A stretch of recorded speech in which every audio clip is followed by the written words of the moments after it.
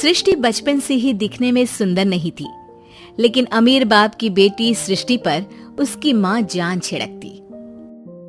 मेरी बेटी कितनी प्यारी है, भगवान सबको सृष्टि जैसी बेटी दे। सृष्टि धीरे धीरे बड़ी होती है। एक दिन सृष्टि की सहेली कहती है, तू दिखने में कितनी अजीब सी है, लेकिन मैं जानती हूँ हम सब में सबसे अच्छी शादी तो तेरी ही होगी। तेरे पापा अमीर जो हैं। और बता नहीं सकते यार, दहेज तो हर कोई देता है, ये क्या ज्यादा ले जाएगी अपने पति के लिए? अरे बड़े शहर में कोठी है इसके पापा की।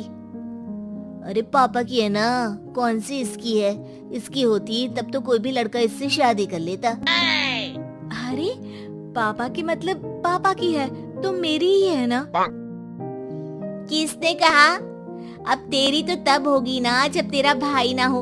वैसे भी शादी के बाद सारी प्रॉपर्टी भाई के नाम होती है। सृष्टि समझ जाती है कि उसे किसी भी हालत में माँ बाप की सारी प्रॉपर्टी को अपने नाम करना है, लेकिन कैसे? एक दिन सृष्टि का भाई शीनू कहता है, बहन क्या कर रही है? तुझसे एक बात करनी है। अरे हाँ करना, मैं तो तेरी बहन हूँ। बहन मेरी लाइफ में ना एक लड़की है, बहुत अच्छी है। मैं सोच रहा हूँ माँ और पापा से बात करूँ शादी के लिए। सृष्टि को समझ में आ जाता है कि भाई की शादी होते ही भाभी उसे एक दिन भी घर में बर्दाश्त नहीं करेगी। क्या बात है भाई, बताना कौन है वो? यार वो बहुत अच्छी लड़की है, पढ़ी लिखी है, मेरे साथ जॉब भी करती है। बस एक प्रॉब्लम है। प्रॉब्लम? क्या प्रॉब्लम है भाई? यार वो शादीशुदा है, लेकिन उसके पति ने उसे सिर्फ इसलिए छोड़ दिया क्योंकि उसके माँ बाप दहेज नहीं दे पाए। सृष्टि ये सुनकर न जाने क्यों खुश हो जाती है। अरे भाई तो क्या हुआ, लड़की तुझे तो पसंद है ना? शीनू को लगता है कि बहन उसे समझ रही है।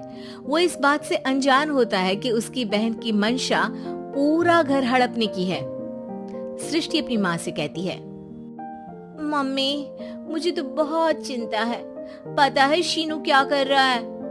अरे क्या कर रहा है? वो तो काम पर जाता है और वापस घर आता है। नहीं ना माँ, वो यही तो नहीं कर रहा, बाकी सब कर रहा है। आपको पता है उससे प्यार है, और वो भी एक शादीशुदा लड़की से।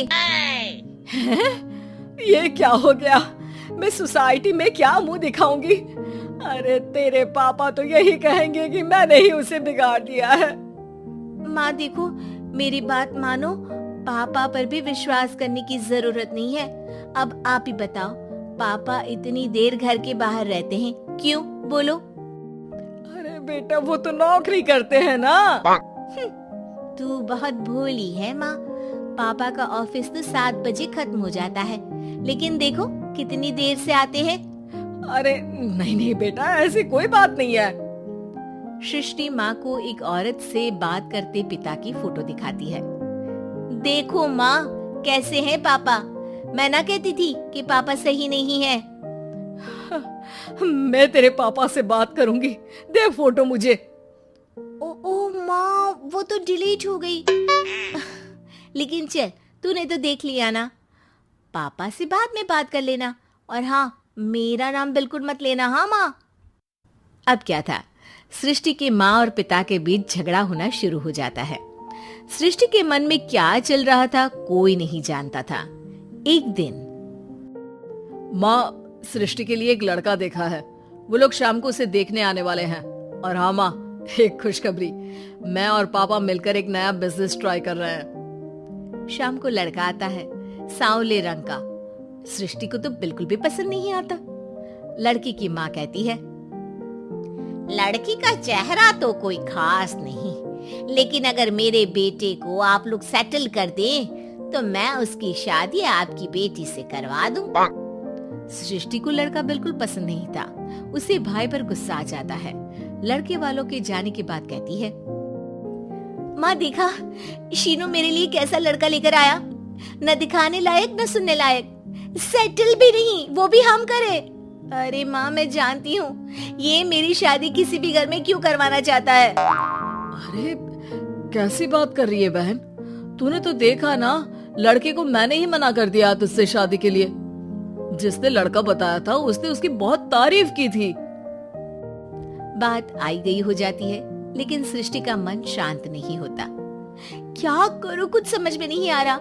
मेरी शादी हो गई तो ये लोग पूरी प्रॉपर्टी शीनू के नाम कर देंगे, मेरे हाथ तो कुछ लगेगा ही नहीं। तभी सृष्टि को आइडिया आता है। वो किसी वकील को फोन करती है।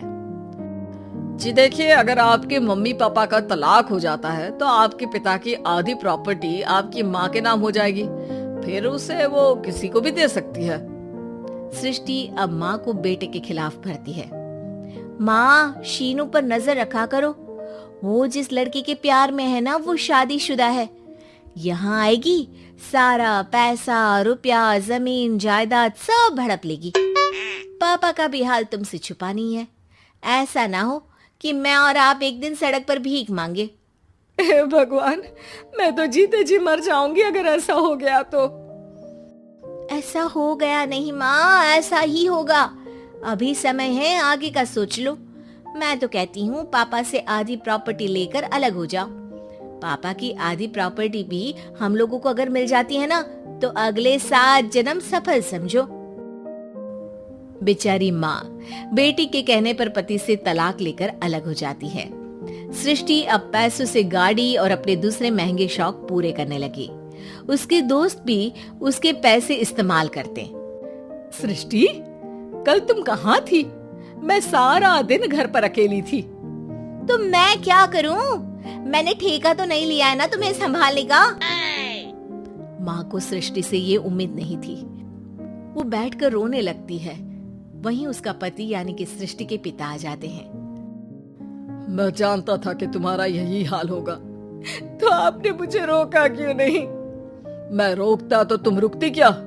सृष्टि के कहने पर तुमने मुझ पर अपने बेटे पर शक किया, लेकिन तुम ये भूल गई कि कैसे हम दोनों ने मिलकर जीवन में इतना सब खड़ा किया। माँ पति के गले लग जाती है। मुझे माफ कर दीजिए, मैंने आपकी कमाई का एक बड़ा हिस्सा गवा दिया। कोई बात नहीं, तुम साथ हो तो मैं ऐसी 7 प्रॉपर्टी खड़ी कर दूंगा। तभी वहाँ सृष्टि आ जाती है रोते हुए। माँ, मयंक ने मुझे छोड़ दिया। वो बोल रहा था जब तक मेरे पास पैसे थे तब तक ही वो मेरे साथ था। पापा, माँ, मुझे माफ कर दीजिए।